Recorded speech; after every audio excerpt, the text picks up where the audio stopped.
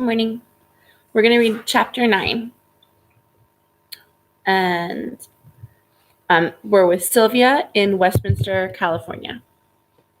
Painted on the side of Henry Rivera's yellow truck was a basket overflowing with fruits and vegetables and the words, Rivera's Produce, Santa Ana, California. Hey, sweetheart, Mr. Rivera said when Sylvia entered the packing house where he and her father were talking. How's your school year going? Before she could answer, her father interrupted. Don't get me started on the schools. But Sylvia knew that he had already begun. Hoover isn't a healthy place for serious students, her father continued. They have outdated textbooks, overworked teachers, and a system that doesn't encourage the kids to go on to high school.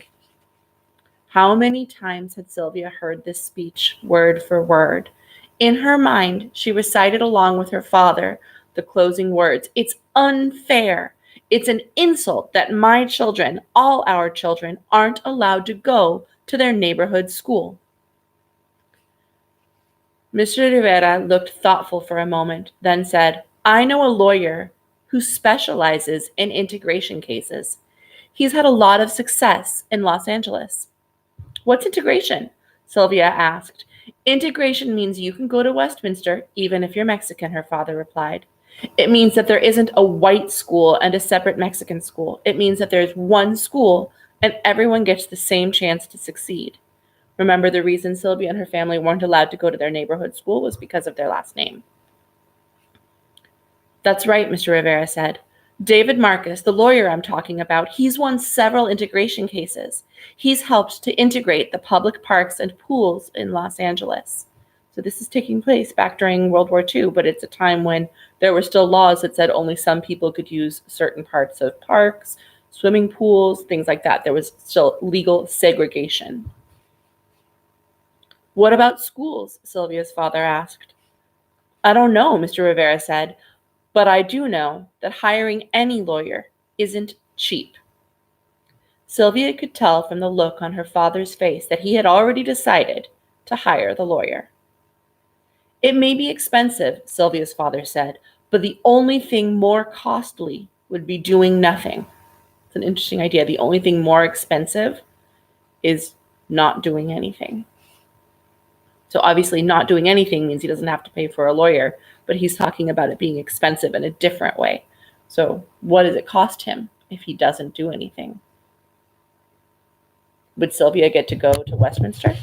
Would it change her life, possibly? Like if she's at a school that doesn't even encourage her to go on to high school, let alone college? On March 2nd, 1945, it was official. Sylvia's father sued the school system.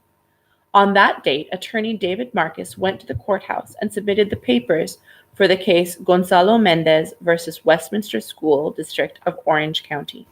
For months, Sylvia's father had left the day-to-day work on the farm to her mother, while he and Mr. Marcus traveled around Orange County collecting evidence and lining up witnesses for the case. Sylvia's father often left the house before dawn and returned after dinner, sometimes putting in longer hours than he did when he worked in the fields. To make the lawsuit even stronger, Mr. Marcus filed the case on behalf of 5 parents: William Guzman, Frank Palomino, Thomas Estrada, Lorenzo Ramirez, and Sylvia's father, one parent from each of the 5 school districts in Orange County. This showed that the problem didn't only exist at Hoover School. There was discrimination throughout Orange County. The school board had ignored Sylvia's father when he phoned the office and sent letters. But once he filed a lawsuit, Gonzalo Mendez had their attention. A few weeks after the suit was filed, the phone rang as Sylvia and her family were settling down to dinner. Sylvia's father got up to answer it. Good evening, Superintendent Harris, her father said, glancing over at the family and putting a finger to his lips to indicate everyone should stay quiet. Superintendent Harris is calling our home. I see, her father said. After listening for a while, he said, just my children or all the children? What do you think the superintendent's calling to say? The entire family waited, motionless, straining to hear what was being said on the other end of the line. Are you asking me to drop the lawsuit? Drop means to stop suing. Suing is when you have a complaint against the government or the institution that you're suing or another person, and you think that you have reasonable cause that your complaint is valid, and then you can take them to court and legally register it and maybe get damages or have them pay you back the money that they owe you or whatever it is. That's what a suit is. It means that some damage has been done to you and you're taking them to court over it. Sylvia could hear her mother's sharp intake of breath. Her father looked out the window toward the field. Yes, I understand, her father said finally, but no thank you. He waited a moment while Superintendent Harris spoke. There's really no need for my attorney to call, Sylvia's father said firmly. I'm not interested. Then he hung up the phone. He looked at the family and smiled as if he had just won the grand prize in the lottery. The school board decided to let you kids go to Westminster after all, he said. Sylvia's mother put her hand to her mouth in shock. That's my shocked face. We're changing schools now? Gonzalo Jr. asked, confused. No, his father said. You're staying at Hoover's school for the rest of the year. Why? Sylvia asked. Isn't that what you wanted? For us to go to Westminster? No, her father said, tilting his head and raising his eyebrows. The lawsuit was filed for the benefit of all. This isn't just about you three anymore. It started out that way, but now it's about all 5,000 Mexican students in Orange County. Every child deserves a chance, Sylvia's mother said. Sylvia was stunned. All this time she had assumed that the lawsuit and all the trouble was just about her and her brothers. Now, for the first time, she understood that something bigger was happening. Her father wasn't doing this just for his family. He was thinking about kids she would never meet, who went to schools she would never see. Her father said, Sylvia, there cannot be justice for one unless there is justice for all. He returned to his seat at the dinner table, pulled up his chair, and reached for his fork, just as though nothing had changed. But to Sylvia, something had changed greatly. It would have been easy for her father to accept the superintendent's offer and move them to a better school. But he didn't do that. He wanted his children to have the same opportunities as the children at Westminster. But he also wanted the other kids in the barrio to have the same opportunities that she and her brother had. He really had filed that lawsuit for the benefit of all. Sylvia had always known that her father was a good and fair man. But for the first time, she realized he was more than that. I think what you're doing is...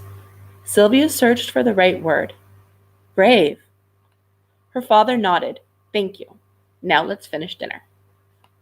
As the school year ended, thoughts of Westminster School were never far from Sylvia's mind. Her father's case would be heard on July 5th. That means that's when it goes in front of the judge or the jury. The evening before, the 4th of July, Sylvia ran through the fields with her brothers playing tag. Just before it got dark, her mother came out with a tub of homemade vanilla ice cream and bowls of strawberries and whipped cream. When the sky darkened, her father gave the children sparklers that hissed and rained luminescent glitter down on their arms. Then he launched bottle rockets that shrieked through the summer air. Take a seat, he announced. It's time for the grand finale. Sylvia sat on a blanket next to her mother and gazed at the black sky, waiting. A moment later, her father lit a single fuse and stood back. A bright light streaked across the sky like a falling star before exploding high above them into thousands of tiny twinkles that gradually winked out of existence. Sylvia gasped and her brothers clapped wildly. Do it again, Jerome shouted. Nope, her father said. That was one of a kind. The blanket felt soft against Sylvia's head as she leaned back. She thought about Aki. How does she celebrate a holiday that's all about freedom when she's inside an internment camp? What can the word freedom mean to somebody trapped behind a barbed wire fence? Sylvia said good night and went back to her room. She opened the stationery set she had received for Christmas and began to write Aki a letter. She wrote about school and her cat and her father's lawsuit. She tried to make the letter friendly and newsy, but that wasn't really the point. This had been just about the most perfect summer night in Sylvia's entire life, and she didn't think it was fair that Aki had to miss it. Her letter might not bring comfort to the real comfort to the other girl, Sylvia realized, but she wanted Aki to know that someone was thinking about her. Okay, that's the end of chapter 9. We only have like 3 chapters left in the book. One of the things that kind of struck me in this chapter is how much time has passed and how strongly her father feels and how the fight has kind of changed. Originally, he was fighting to get his kids access to the school that he wanted them to go to. And now it's become a much bigger issue for all of the kids. Okay, go ahead and record your comments on the spreadsheet. Hello? Hello? At 10.